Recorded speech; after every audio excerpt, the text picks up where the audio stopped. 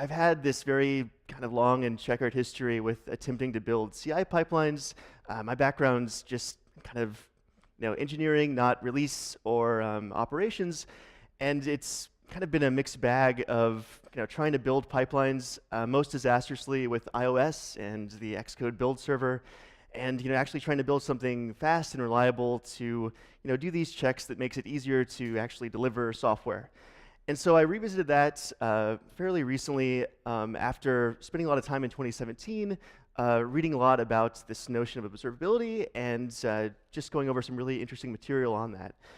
So the inspiration for this was basically three things I read, kind of what was my reading list in 2017 for observability. The really interesting thing is a lot of the really interesting posts and thought leadership, I guess you could call it, has been very much centered in San Francisco. And I think we can more or less blame Twitter to some extent for it.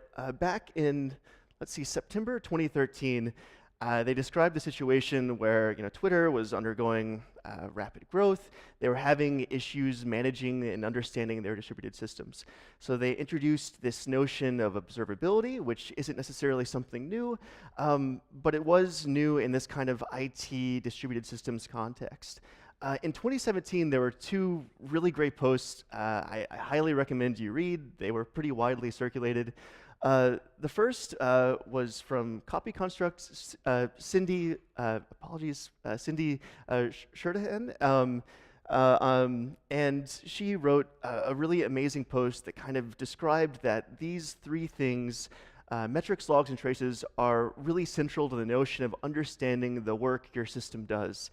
So we had the three pillars conversation, or post, and then slightly before that, this Venn diagram from Peter Borgon, and I thought these posts were super cool because, again, my background isn't necessarily in operations or caring really deeply about log or metric or trace data, but I thought the way they presented these ideas was super interesting. And in particular, this Venn diagram that was presented in this post I thought was really interesting because it got to this idea that when we're talking about metrics or logs or traces, which we heard about in the previous talk, there is some sort of relationship between all of them.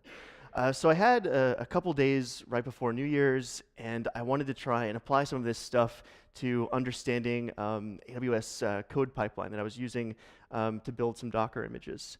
And the question that I wanted to explore and kind of get into and try and learn more about observability just by trying to build something is, if we take these really interesting ideas that were outlined in these posts and apply them to a CI tool, what can we learn and what does that actually look like?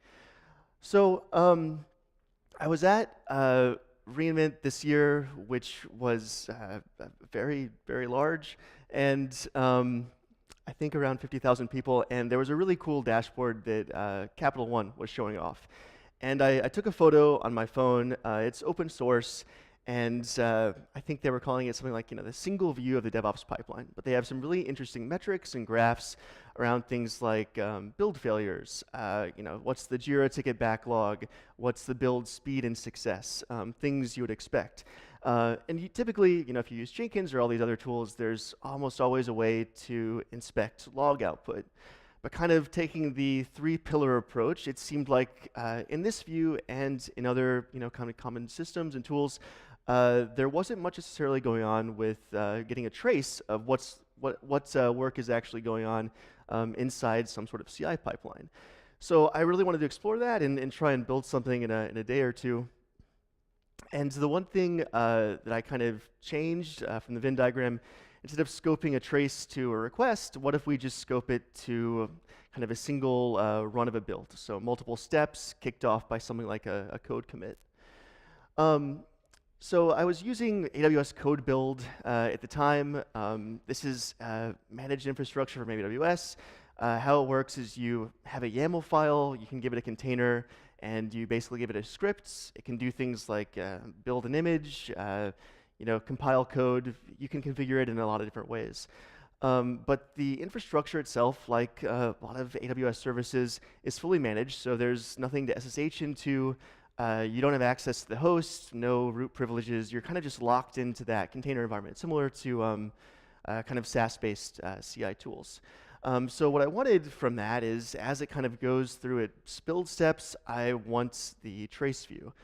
And one of the things that I had a lot of fun doing was I realized that there was no way I could really natively instrument the code build process, right? It's fully managed by AWS. They're not going to give me access to the code, but inspired by the diagram, if you can log an event, and if you can log the relationship between different events, you can get something that kind of approximates traces.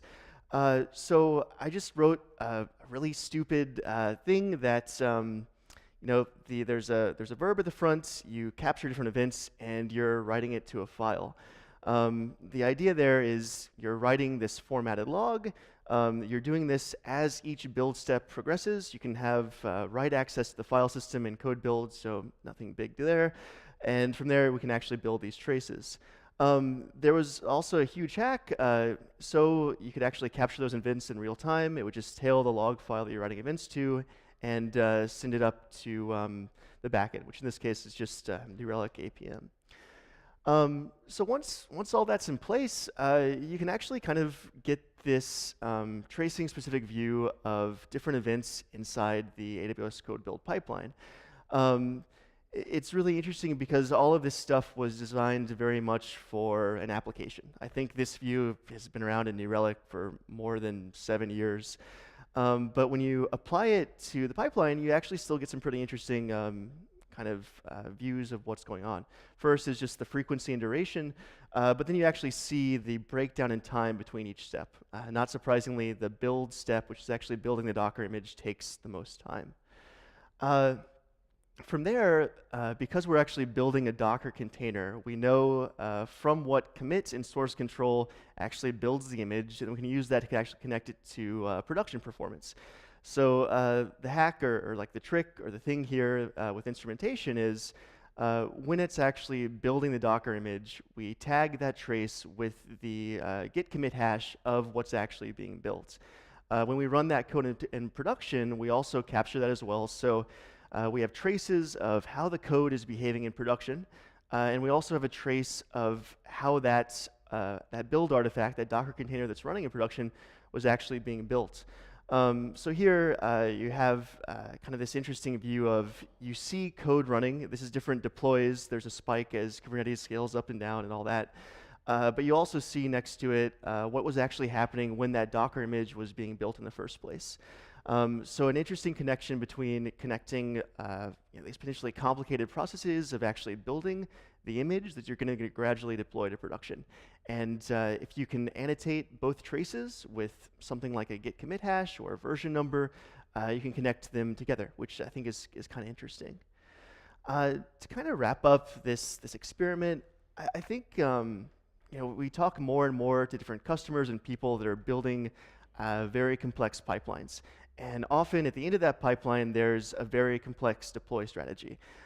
Blue-green, I read a really interesting post the other day that was talking about, instead of blue-green, rainbow deploys, like something like 15 colors or 26 colors, or canary deploys, lots of different strategies.